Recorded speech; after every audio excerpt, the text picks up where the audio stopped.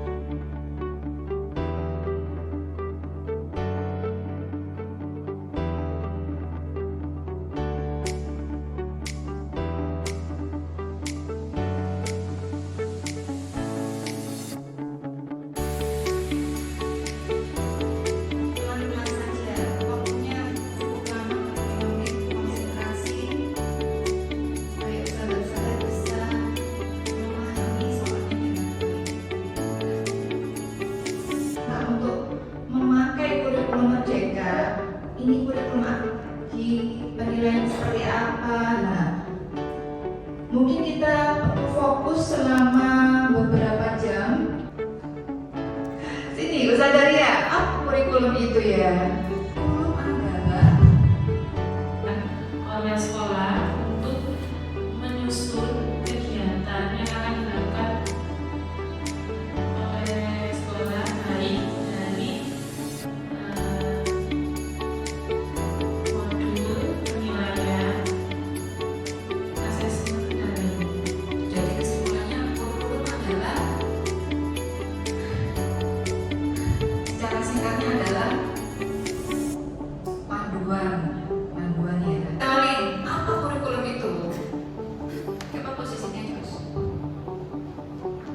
kurikulum adalah perangkat pembelajaran dalam sebuah program pendidikan yang diberikan oleh suatu lembaga, kemudian penyelenggara pendidikan yang berisi tentang rancangan pembelajaran yang akan diberikan kepada peserta pelajar dalam suatu periode jenjang pendidikan. Lengkap dan semoga ini nanti bisa dipahami ya.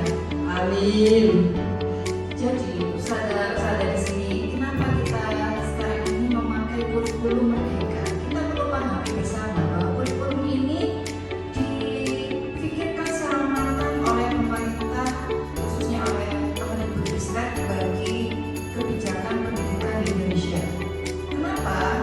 Tentunya banyak hal yang menjadi pertimbangan. Sebetulnya apa sih kurikulum Merdeka? Apa saja yang menjadi kebijakannya? Oke.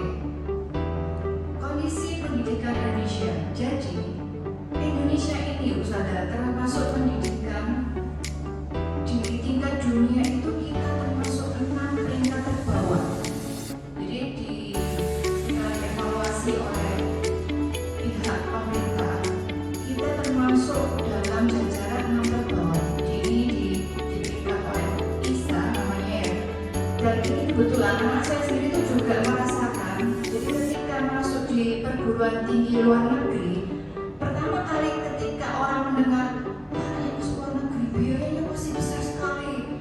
Wah itu gimana anaknya satu-satunya? Wah gimana nanti di sana? Ada saudara nggak ada? Intinya orang Indonesia itu kalau mendengar kuliah ke luar negeri itu pasti pemikirannya sudah jauh mahal.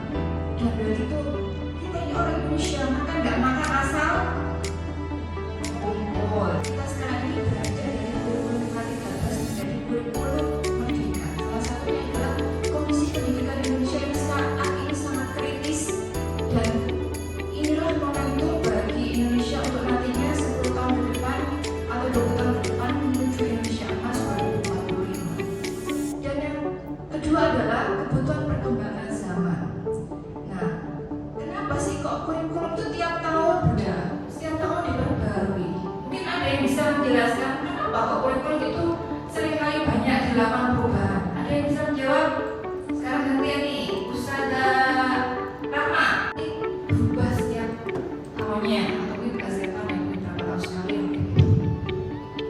Karena kurikulum itu kan sesuai dengan perkembangan zaman dan teknologi. Karena semakin tahun itu kan zaman itu semakin berkembang, teknologi juga semakin berkembang.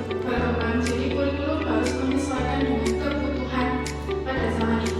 Oke, tepat sekali. Jadi kurikulum itu perlu menyesuaikan kebutuhan perkembangan zaman. Masih ingat ya, mungkin ada hadis Rasul juga yang mengisyaratkan bahwa didiklah anak-anakmu sesuai zamannya. Betul kan ya? Jadi didiklah anak-anakmu sesuai perkembangan zamannya, karena mereka hidup di zaman mereka, bukan di zaman kita. Betul ya, begitu ya? Mungkin Ustazah ada mungkin. Kenapa profil pelajar Pancasila ini masuk dalam pemahaman menjadikan kurikulum merdeka ini dijalankan? Mengapa profil pelajar Pancasila ini juga dimasukkan? Itu mungkin pada zaman sekarang itu anak-anak tidak hanya cerdas dalam akademik, tetapi juga ada pembangunan seperti karakter, nilai, dan moral seperti itu. Dan disesuaikan dengan profil Pancasila yang ada di Indonesia ini. Oke, tepat sekali. Jadi memang betul, setiap kebijakan pendidikan itu muara utamanya adalah bagaimana mengembangkan profil pelajar Pancasila. Kenapa ini dijadikan alasan? Karena dalam profil pelajar Pancasila itu terdapat karakter-karakter yang nantinya perlu kita tanamkan kepada anak didik kita. Karena pada akhirnya nanti yang kita ingin lahirkan adalah pelajar sepanjang hayat. Itulah yang diinginkan atau tujuan yang diharapkan dari pelaksanaan profil pelajar Pancasila ini. Mungkin sama Ustazah Ovi, mungkin bisa Ustazah Ovi jelaskan kenapa sih kok kurikulum merdeka itu fokus pada materi yang esensial? Terima kasih atas pertanyaannya terkait fokus pada materi esensial. Ya, ini tidak dapat dihindari kepada peserta didik. Jadi kurikulum merdeka itu yang sudah jelaskan yang terkait soft skill, terus yang lebih difokuskan pada materi esensial tersebut, yang tersebut dapat memahami dengan baik dan benar serta dapat mempraktekkan tidak hanya untuk dirinya sendiri, bahkan bisa juga untuk lingkungan sekitar seperti itu. Betul. Mungkin bisa digambarkan lagi Ustazah Nuril, esensial itu yang seperti apa?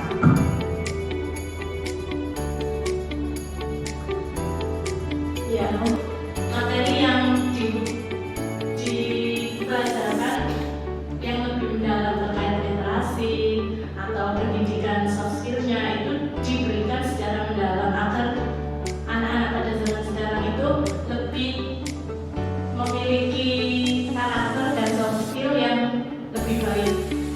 Oke, bisa. Ini lagi, Ustazah Nida mungkin bisa menambahkan lagi. Apa sih makna dari esensial itu apa sih? Kalau menurut saya sendiri fokus pada materi esensial, berarti esensial di situ yang sifatnya mendasar bagi anak-anak. Karena apa? Karena materi itu sangat penting diberikan untuk anak, apalagi untuk dipahami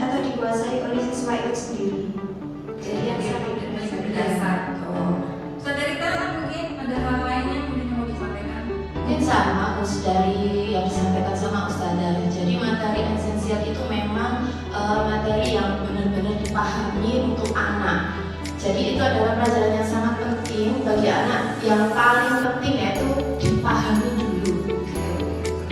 Ada pengalaman nggak selama ini kalau misalnya membuat kurikulum apakah 13 atau mungkin yang sebelumnya bukan 13 ya? Apa sih keluhannya kalau kita menggunakan K13 itu terkait sama kebijakan kurikulum merdeka ini? Kalau dikaitkan tuh apa keluhannya? Kalau sebelumnya itu saya tuh kalau K13 tuh bla bla bla bla, nah, seperti apa misalnya? Kalau dikaitkan sama materi yang esensial ini ya. Contohnya ke anak aja ya, Us. Kalau saya tadi kan pemahaman, jadi yang kita itu kan ke soft skill yaitu karakter. Contohnya misalkan kita memahamkan anak dulu, bisa mengucap salam saat masuk, berpamitan saat pulang dan bersalaman. Itu pemahaman yang paling penting untuk anak, karakter. Ada yang bisa memahami versi belajarnya seperti apa? Saudara dulu bisa menjawab. Jadi pembelajaran fleksibel itu adalah pembelajaran yang dapat atau kapan saja di mana saja tanpa sesuai jadwal atau sesuai jadwal yang dilaksanakan oleh guru maupun dari siswa. Ya tepat ya, jadi fleksibel itu. Sekarang itu zamannya merdeka. Merdeka juga bagi guru untuk mengajar. Jadi tidak ada patokan. Ini minggu ini harus harus kita laksanakan 4 jam atau berapa jam atau semester ini harus berapa jam, itu tidak ada patokan ya. Ya boleh dijelaskan bagaimana? Sepaut adalah hasil pondasi dan selalu percaya. Anak itu pondasinya harus 40 jadi kita arahkan anak untuk memahami suatu hal itu dari dasarnya dulu, dari kita pancing untuk pengetahuannya yang dasar-dasar. Kenapa kok di TK itu masih dianggap kegiatan sebagai proses belajar yang utama?